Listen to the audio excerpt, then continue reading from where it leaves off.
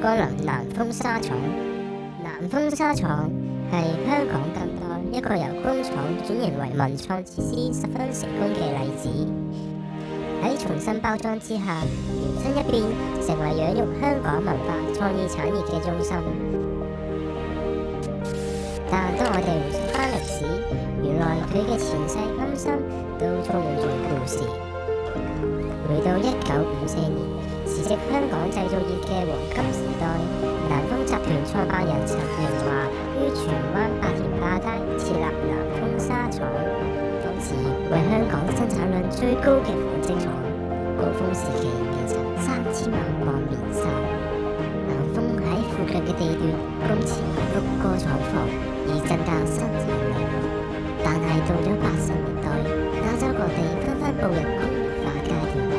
中國大陸喺東南亞有住比香港低廉嘅勞工成本同埋地價，大量工廠因而遷至外地。而南豐紗廠喺呢一個情況下，1至3廠於90年代後自空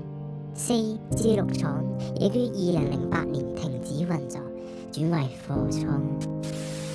喺香港經濟轉型為第3級產業後，重心由製造業轉移到例如服務業、旅遊業等。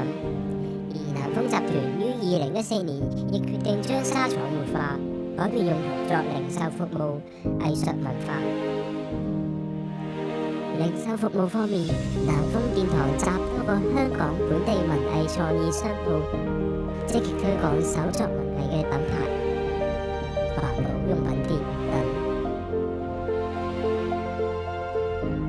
鼓勵創新及可持續方式嘅零售店等。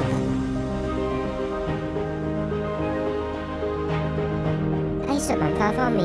，6廠活化為紡織文化藝術 project， 透過展覽、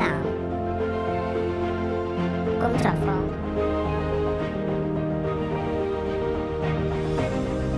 同埋社區活動，訴說香港工業嘅歷史故事之外，亦都激發創意，培育未來